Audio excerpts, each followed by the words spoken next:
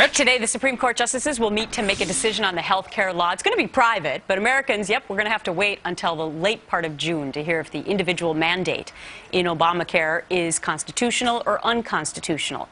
So will this be a rude awakening then for liberals if it's not upheld? We're back with our political panel, Betsy McCoy, former New York Lieutenant Governor and author of the new ebook, Decoding the Obama Health Law, Robert George, columnist for the New York Post, and Ryan Clayton, Democratic campaign consultant and founder of 100 Proof Politics. All right, Ryan, let me start with you because I know you believe that the Supreme Court is going to uphold this. Everything's going to be constitutional. Why?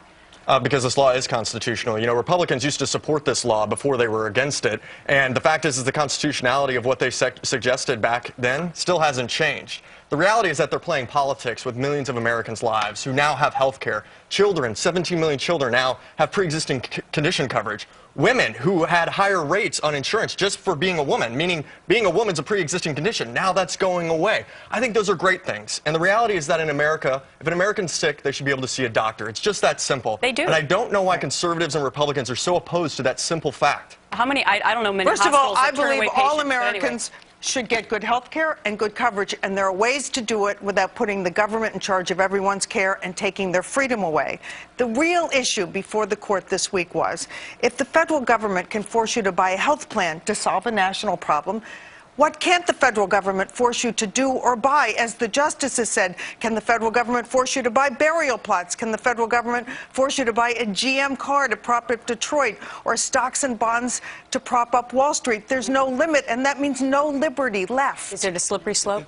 It is. I think it is a slippery slope. But I mean, the question you asked though is, are liberals in kind of denial about what's going to happen? I mean, I think just the reaction that they saw from the tough questioning that the conservatives had for the Solicitor General, I think proves that liberals were shocked and realizing the serious constitutional ramifications, specifically with the individual mandate part of it. I mean, I think there's a broad consensus among all the conservative justices that that's going to go. The question then is, though, will the rest of the law be upheld as constitutional? Okay. And that's about 50-50. I want to get all three of your opinion on this. Political ramifications if the individual mandate or the whole thing is thrown out?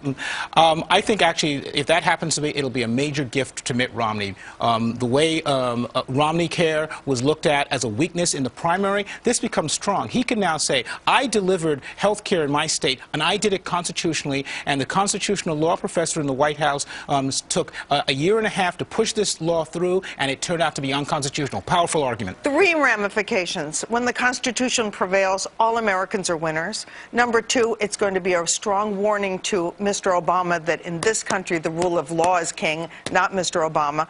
And it will be a warning to Americans that if he gets a second term, lo and behold, who is he going to put on the court next? Ryan? The political ramifications of this are very serious, like my friend said, and it's that the Supreme Court's legitimacy is at stake. You know, they're going to prove themselves to be radical right-wing legislators from the bench who think it's their job to issue laws and legislate from the bench, and that's not their job. Their job is to apply the Constitution to the laws of this country, and that's what they need to do in this situation and uphold this law. It's un-American to disparage the court that way. If Justice Kennedy votes with the conservatives, I don't think many people will call him right-wing. He tends to be the centrist vote. I got to wrap it up there. Sorry, guys. Have a fantastic weekend. Thank you. Coming up, Eric Holder not investigating the